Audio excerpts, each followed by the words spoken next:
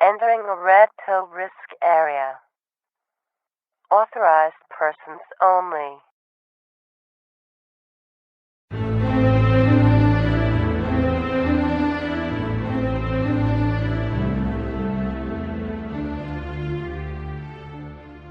Women are alike all over. Looking for that special foreign bride?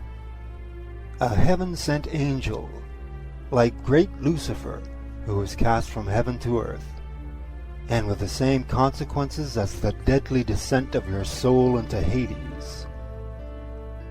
There's a 93% chance that the bride you bring home won't even last out the year. And if she does, you're likely to find yourself out of the frying pan and into the fire, while facing personal, emotional, and absolute financial disaster. If you're not spending big amounts of money on the little woman, you're sending money to her or back to her family infinitum. Seeking a committed mail-order bride is a 198-proof fantasy. The following is a series of accounts that happened and continue to happen to real men in the real world. First account.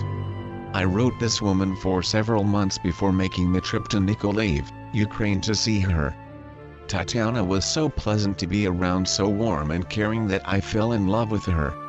I arrived in Nikolaev in October 2005, we were married December 3rd. I am retired military and not a particularly rich man. I used my life savings for this trip, an amount of $30,000. When Tatiana and I returned to America, the trouble started as soon as we got home. I have a lovely brand new 3-bedroom home in Idaho.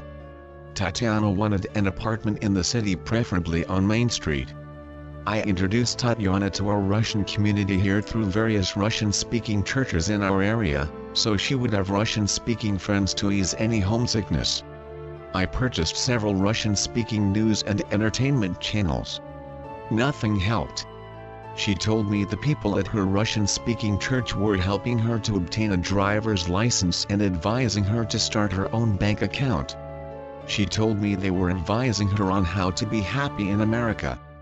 The advice they gave Tatiana was to find a good Russian boy to marry but steal everything from her husband she could get her hands on.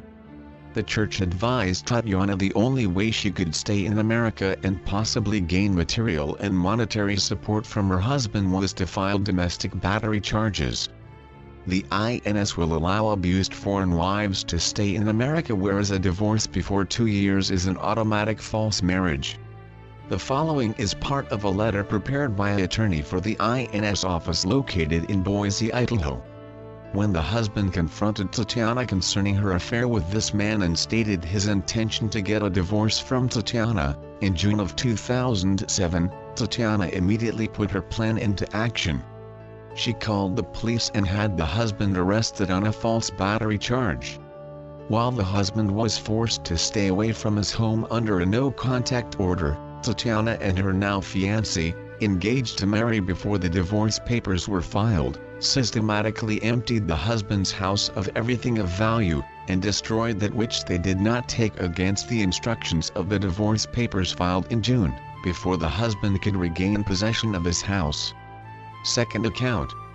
I guess it's our own faults, we buy into the fantasy, and we have no idea what's about to happen to us, or what we're about to go through. If we want fantasy, I think it's best we stick to Fantasy Island, because the only fantasy you're going to find overseas is the cold hard reality of how this world really works. Even if you could find the right girl, there are so many other problems and expenses, it's just not worth it.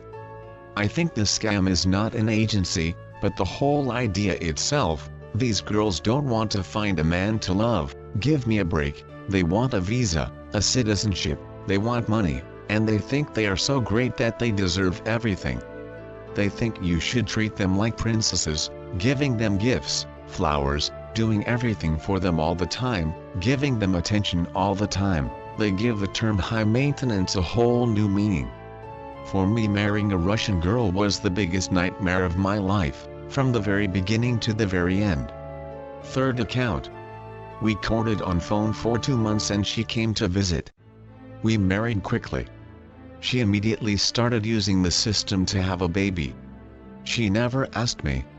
At a point she became so blindingly selfish and rude to my son that I told her baby doctor no more attempts until my wife got help. The fact is she didn't want help. Eventually she calmed down for a year. I agreed to the baby. The day he was born she said, "I cannot love your son anymore." Meanwhile we've been married 6 years now and I had spent in excess of $100,000 on her behalf over the years. From 2 timeshares, to extended warranties on her car, to trips abroad to see her family in the Ukraine. I was the perfect husband. After my second son was a year old she filed a bogus protection from abuse order on me. I was out of my home where my business operated, my employee couldn't go to work, and my first son couldn't go home either as she wanted nothing to do with him. Fourth account. I met my Russian wife through an internet website. We traded a lot of emails and after some time I started to phone her. Her English was perfect, she was very intelligent and we had great communication. I invited her to the UK and arranged a week abroad to allow us to get to know each other better and relax in good surroundings. I have to say I was impressed with almost everything about this woman, and after further visits to the UK, which I paid for, she explained that the only way to actually leave Russia permanently was through marriage. I eventually asked her to marry me. She accepted and moved to the UK. At first all was well, then the complaints started and the demands grew. The personality change, within just a few months after the wedding, was unbelievable. She offered no communication or cooperation to resolve issues, her complaints just kept on coming. Friends were now coming forward claiming that she had told them that the only reason she came to the UK was to prevent the Russian army from conscripting her son and to provide him with a better education. I felt very cheated, disappointed and used. I couldn't believe that the detraction on my life had become so severe and painful when I should have been the happiest man in the world, having found what I originally believed to be the most fantastic woman I had ever known. I had no alternative but to file for divorce on grounds of unreasonable behavior, and I filed the papers with the court accordingly. Within a few days of the court bailiff serving the divorce papers on my wife, I was arrested by the police on allegations of domestic violence. I was thrown in a cell, detained overnight, released on bail the following morning and told to go home. I dared not go home for fear that my wife may add even more false charges to the 3 she had already alleged. The charges she made are false and without evidence of any assault, no medical proof, nothing. But as soon as allegations are made, the police provide the RW with a paper stating they had made an arrest, then she can self-petition the Home Office for a permanent UK visa. I have pleaded not guilty to all the allegations in the local court, but the domestic violence industry has now jumped on the bandwagon and won't let go. So now I have to go to high court and face a full jury, and if found guilty of a crime I didn't commit, I could face a terrible penalty, and have to pay all costs, lose my job, self-respect, and face financial ruin. By the time this reaches a conclusion it will be almost a year of stress for me, yet it appears to Russian women that no length or suffering is too great to get a UK visa. They simply see the legal loophole. I am amazed that it is so easy to get information on what to do if your husband doesn't sign your visa, which are openly illustrated on the internet, including the British Home Office website. They virtually tell them what to do to get the visa to stay in the UK. I have read stories very similar to my own from people in Australia and America. I just wish to God that I had seen them before I married, and maybe I wouldn't be in this terrible situation now. Fifth account. I lived and worked in Russia for 5 years at a Canadian-Russian joint venture. I met a lot of Russian women there, fell in love with one and brought her back to Canada. After 7 years of being together, 5 years married, she left me 3 times with only a note on the table. Her and her young son, not mine, flew back to Russia twice with one-way tickets. 4 weeks after leaving she phoned me and wanted to return to me. Being the big dummy that I am, I sent money for return tickets. She left the 3rd note 3 months before she received her citizenship. She now lives with a Russian man in British Columbia, Canada.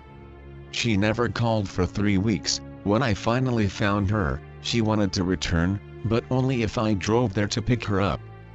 This was not an agency scam. I worked with and lived with her in Russia for 2 years before we moved to Canada. I do believe that it all has to do with culture and Russian mentality. The only advice I have to any men looking for wives is stay away from Russian women. Keep your money and heart, because they will take both. Here is more. In the 5 years in Russia, I know of at least 10 men who took back Russian brides. Now of the 10 marriages only 1 is still married and has 2 children. Of 3 men, including myself, wives have left but are still in the country, with citizenship. The other 6 men, all their wives went back to Russia. Most went just for a visit, but never to return. None of these were agency meetings. The women are all sweet and gorgeous, and fun in bed, but do not trust them.